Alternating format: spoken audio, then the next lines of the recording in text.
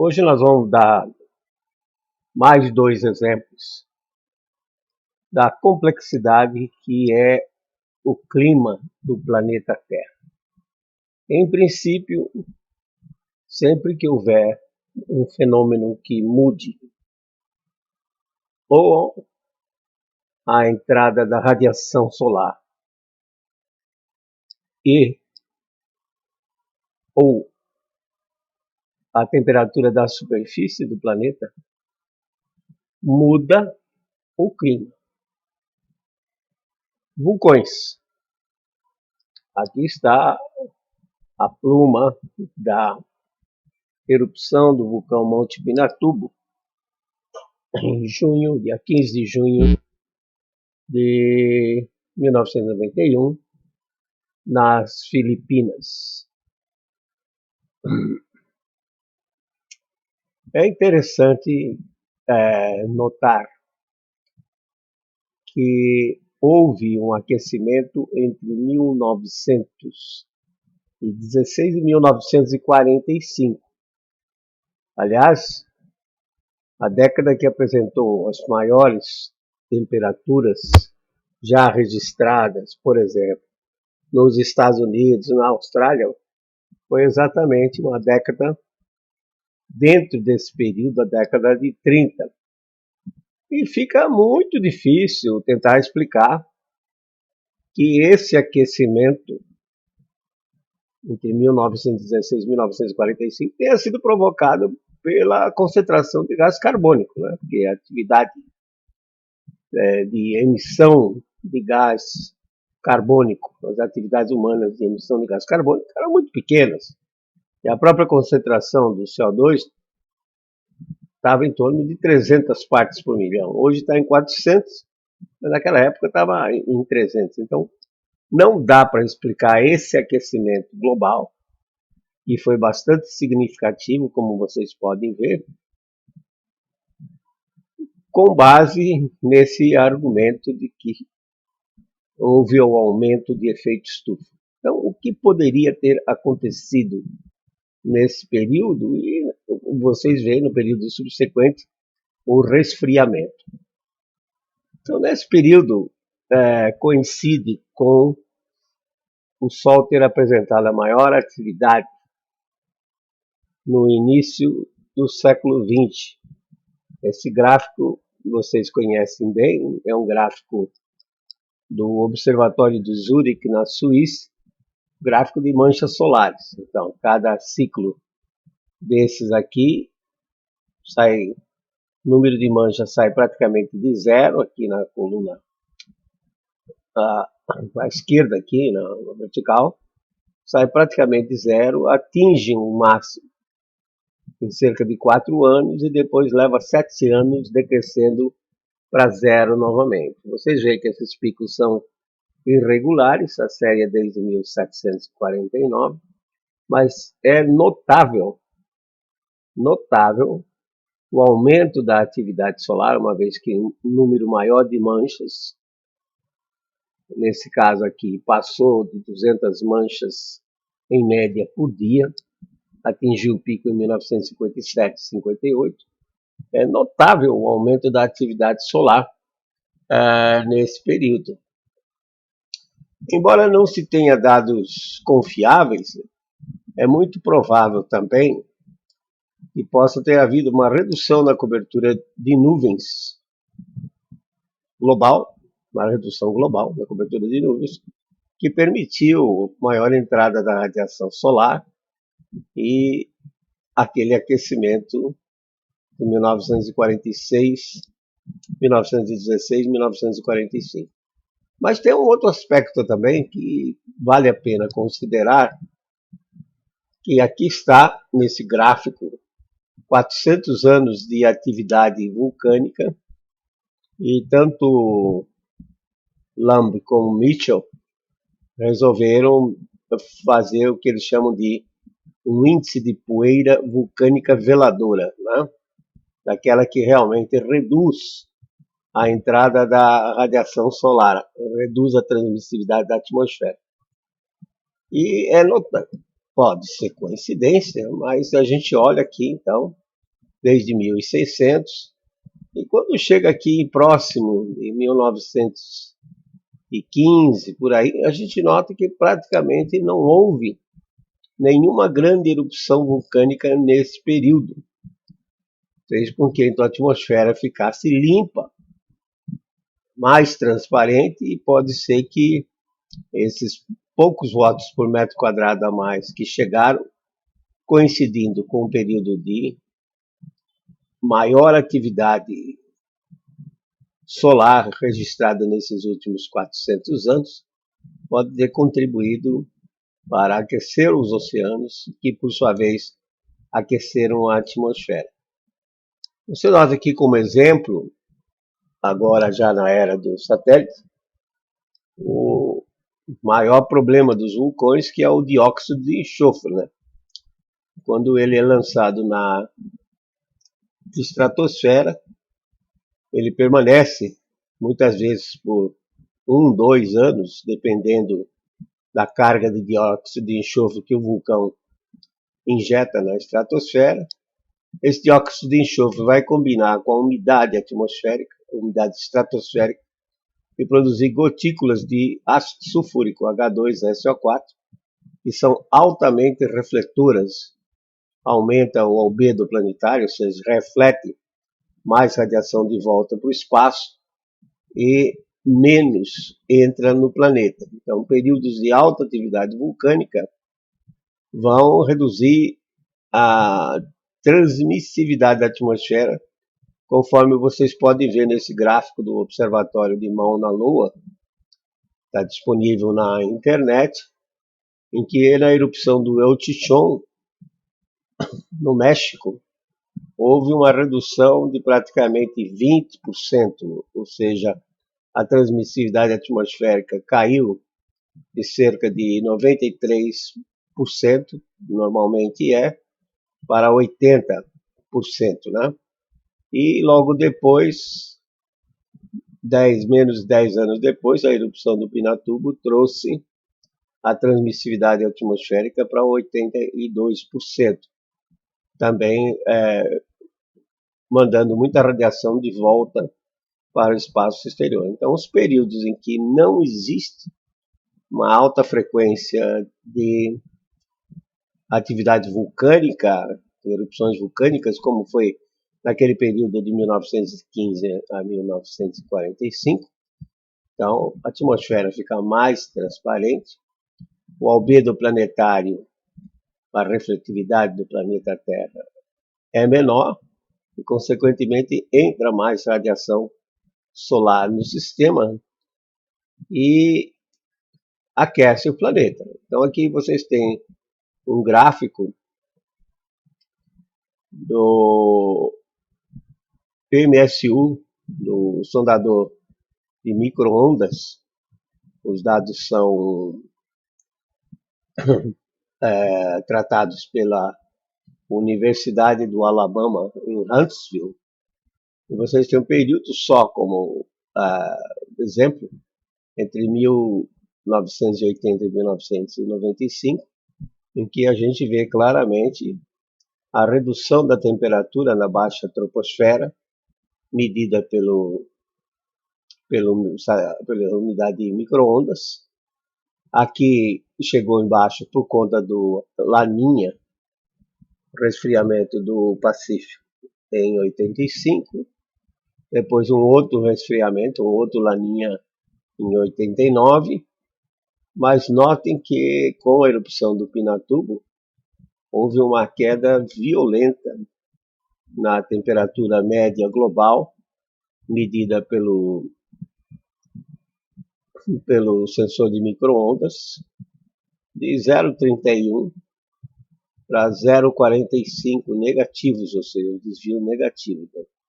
Um total de 0,76, quase 0,8 graus centígrados entre junho de 91 e agosto de 92, que foi basicamente a atuação do vulcão. Como vocês podem ver, pela medida de profundidade óptica do sensor SAGE, satélite SAGE 2, Dá para ver, então, que, na realidade, a maior concentração foi exatamente em cima da região tropical, né?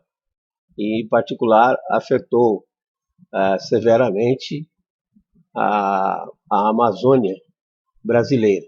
Então, eu imagino que a coisa funcione assim. Normalmente, sobre os continentes tropicais, durante o verão, em condições normais, a pressão é baixa na superfície, o movimento ascendente é forte, produz nuvens e chuva, esse ar sobe até cerca de 10 quilômetros de altura, diverge e desce em cima dos oceanos, provocando uma alta pressão.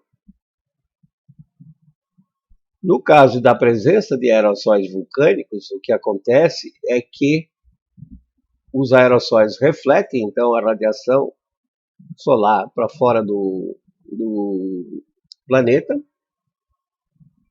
A pressão não chega a baixar como deveria nas regiões continentais, quer dizer, há uma tendência de a pressão subir por conta da falta, da redução do aquecimento solar que normalmente ocorre durante o verão na América do Sul, na Indonésia e norte da Austrália.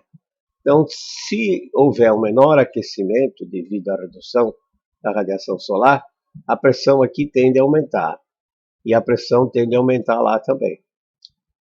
E essa alta pressão do Pacífico, então, tende a diminuir, de tal forma que o gradiente horizontal de pressão, quer dizer, a diferença de pressão entre o continente e o Pacífico, diminui. Com isso, os ventos enfraquecem, e enfraquecendo os ventos, a ressurgência de água fria na costa do Peru diminui e isso dá início a um novo El Niño. Eu propus isso alguns anos atrás, esse tipo de mecanismo, o enfraquecimento do gradiente horizontal de pressão atmosférica, mas parece que não gostaram muito, mas na minha cabeça funciona direitinho, porque uma vez que se reduz os ventos na costa da América do Sul, a ressurgência, quer dizer, esse bombeamento de água fria que existe na costa, ele diminui e, consequentemente, as águas do Pacífico ficam quentes, Pacífico tropical ficam quentes, e a atmosfera então se acopla. E a partir daí se desenvolve um El Niño. E é curioso, né? Porque todo grande erupção vulcânica, olhando aí os 100 anos passados, toda erupção vulcânica está associada com o El Niño. Por exemplo, 82, 83, 91, a erupção do Pinatubo, que deu origem então a esse El Niño bem longo, de 91 até 95. Então é possível que realmente gere El Niño, e uma vez que o El Niño está instalado, então os impactos em cima do continente são visíveis, né? São sensíveis, como é o caso, por exemplo, aqui da precipitação na Amazônia, que vocês veem aqui, os desvios com relação à média de 1981 a 2010, os desvios do trimestre de dezembro a fevereiro, que é verão, em 92, que aparece em vermelho, são reduções altíssimas, de até 100 milímetros por mês, ou seja, uma redução superior a 300 milímetros nessas áreas que estão em vermelho. E aí, de dezembro a fevereiro de 93, o impacto foi maior em cima do Nordeste brasileiro, em função, provavelmente, da concentração de aerossóis vulcânicos ter sido menor. Então, essa é uma possibilidade de como o vulcão, que é um fenômeno externo ao sistema climático, pode influenciar no clima do planeta. Outra possibilidade, que ninguém fala nada, são terremotos e tsunamis.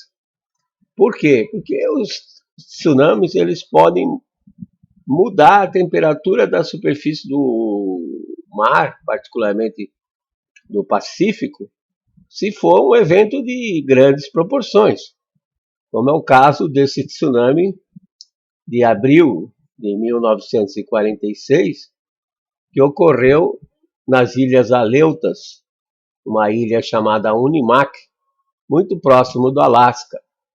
Aparentemente, a causa foi um deslizamento de terra da plataforma continental bastante grande, que gerou, então, um terremoto de 8,6 na escala Richter. E a onda inicial, aqui vocês têm, são as horas de propagação, 1, 2, 3, 4, 5. Note que ela chegou no Havaí em 4 horas e meia, 4, 5 horas, e chegou até Valparaíso em 18 horas, Valparaíso no Chile. Essa onda, originalmente, segundo os relatos que existem na internet, tinha um tamanho de 42 metros de altura. Ela passou por cima do farol da Guarda Costeira Americana, que tinha 35 metros de altura. Então, chegou no Havaí em 4 horas e meia, viajando com uma velocidade de 800 km por hora, aproximadamente. Segundo o que foi falado, matou então 159 pessoas, 159 fatalidades, fora os prejuízos, né, os prejuízos materiais. Na época, o Havaí não tinha alerta de tsunamis e, como eu disse, atravessou o Equador todo e chegou a ser sentida, ser registrada lá em Valparaíso, no Chile. Alguns dizem que chegou até a Antártica, né? A temperatura no Alasca, próximo do Alasca, nessa época em abril, saindo do inverno do hemisfério norte, é da ordem de 1 a 2 graus centígrados. Então pode ser que essa onda tenha espalhado essa água fria praticamente no Pacífico como um todo, que ocupa 35% da superfície terrestre, e isso originou esse resfriamento entre 1946 e 75. Quer dizer, não há razão para ter esse resfriamento, considerando as causas que nós dissemos anteriormente, né? Que, por exemplo, o Sol chegou ao pico de atividade em 1957, 58, ou seja, praticamente 10, 12 anos depois que começou o resfriamento. Então, qual foi a causa do resfriamento? Bom, a gente pode argumentar que houve uma retomada da atividade vulcânica, né, a partir de 1947, com o vulcão Hekla, depois em 58 com o Besmiania, 1963 com a Gung, e Fuego em 1974 e assim por diante. Mas parece que o grande candidato a ter dado início nesse resfriamento, e uma vez que a temperatura do oceano esfria, a atmosfera acoplada a ele vai esfriar também e esfriar o clima. Né? Então, lembrar sempre que o processo mais importante para aquecimento do ar não é a radiação. A radiação aquece muito pouco o ar. O processo mais importante para aquecer o ar é a condução de calor, ou seja, o ar em contato com a superfície aquecida ou resfriada, então vai aquecer ou se resfriar. Nesse caso, vocês veem que a mudança no Pacífico foi relativamente abrupta, né? Quer dizer, ocorreu muito rapidamente na escala climática, coisa de um dia, menos de um dia, o Pacífico se esfriou totalmente. Isso pode ter sido a causa desse resfriamento que a gente vê aqui. Como eu disse, resfria o Pacífico, 35% da superfície terrestre. A atmosfera se acopla a esse frio e o resultado é um resfriamento global. Então a gente percebe que essa curva aqui é o desvio de temperatura global, se é que existe uma temperatura global, a série do Centro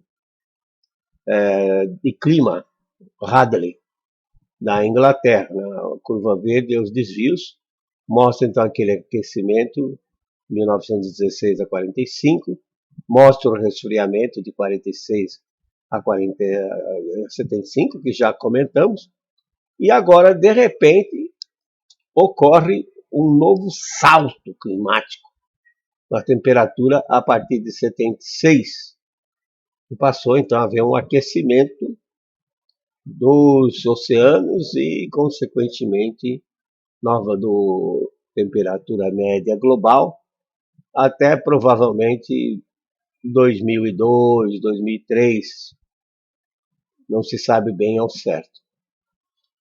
Então, quando vocês olham para o Pacífico, você vê que o lado oeste do Pacífico é um reservatório, né, uma piscina, como é chamado, de água quente, superior a 28 graus centígrados. Então, eu imaginei que se funcionou com aquele tsunami das Ilhas Aleutas, em 1946, esse salto que houve na temperatura do Pacífico, poderia também ter causas geofísicas como terremotos.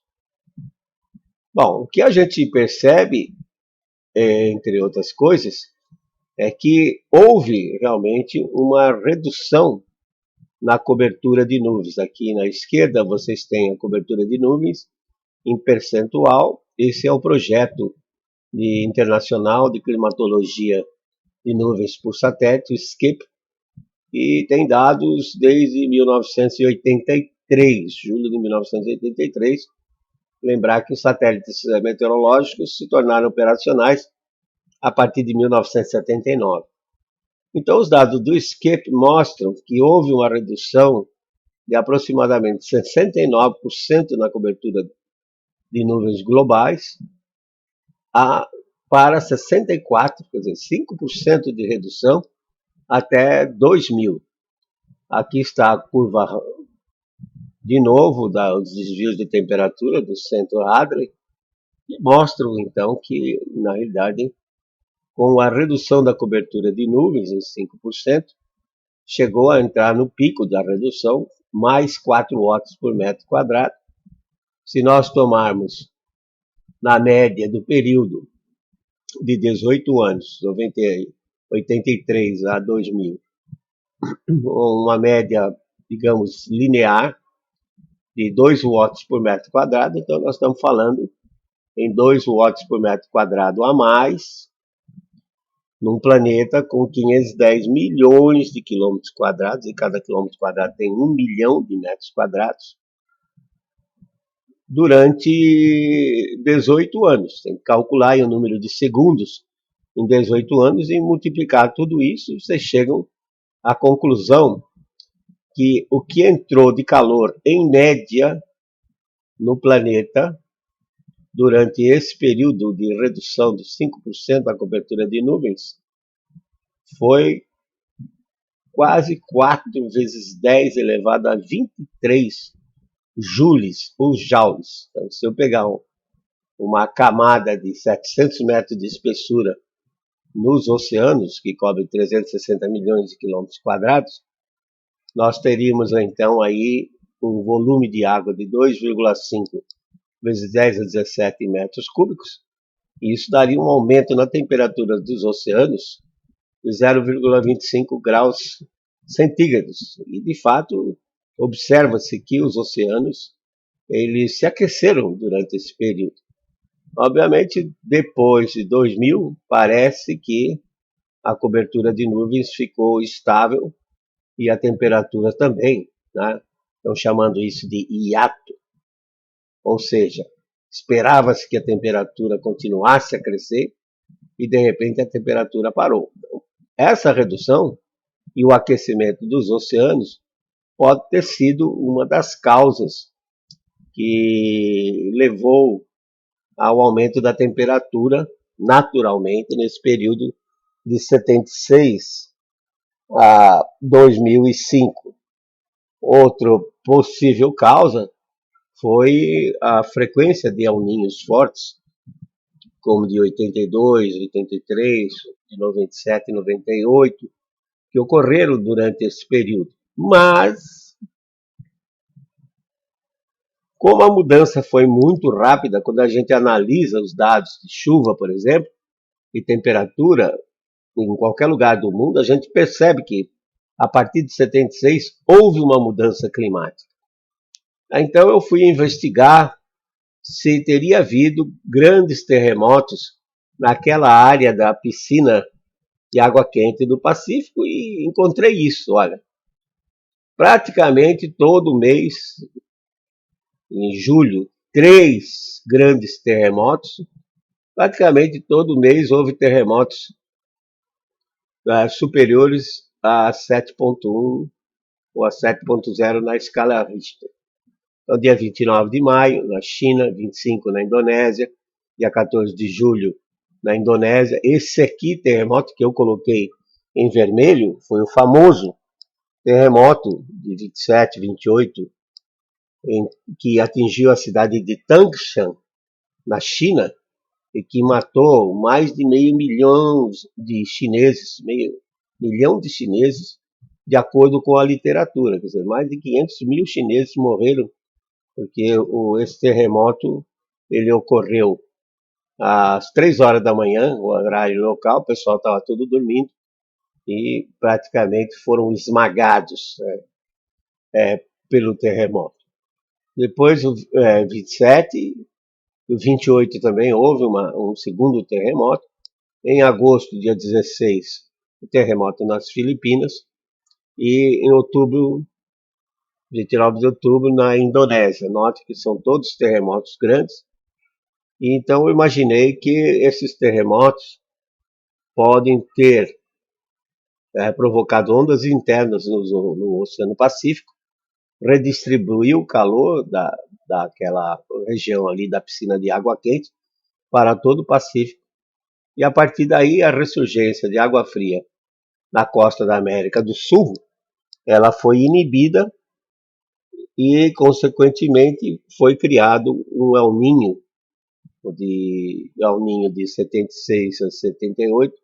Ele começou em setembro. E com isso, então, os oceanos se aqueceram e com a redução na cobertura de nuvens, a partir daí, eles continuaram a se aquecer após essa redistribuição de água quente. Tá? Então, em resumo, o clima da Terra é muito complexo. Né? Ele depende de fatores externos, fatores internos, tanto fatores externos ao planeta, como é o caso da variação da radiação solar, possivelmente fluxo de raios cósmicos, como também fatores externos ao sistema climático, mas dentro do planeta, que são vulcões, erupções de grande porte e terremotos de grande porte que podem provocar tsunamis e reduzir e redistribuir a água nos oceanos. E uma vez que muda a temperatura dos oceanos, já que eles constituem 71% da superfície terrestre, mudou a temperatura dos oceanos, o ar, então, adjacente ao oceano muda também, e com isso muda o clima. E note que essa mudança ela pode ocorrer em escala de dias, como foi o caso desse tsunami no Pacífico de abril de 1946. Portanto, fica muito difícil aceitar que apenas a variação da concentração de CO2 possa, na realidade, causar toda essa mudança no clima do planeta. E diante da quantidade de energia que entra em jogo nesses sistemas, como grandes erupções vulcânicas e terremotos, né, fica muito difícil acreditar que o homem possa mudar o clima global. Reflitam sobre isso.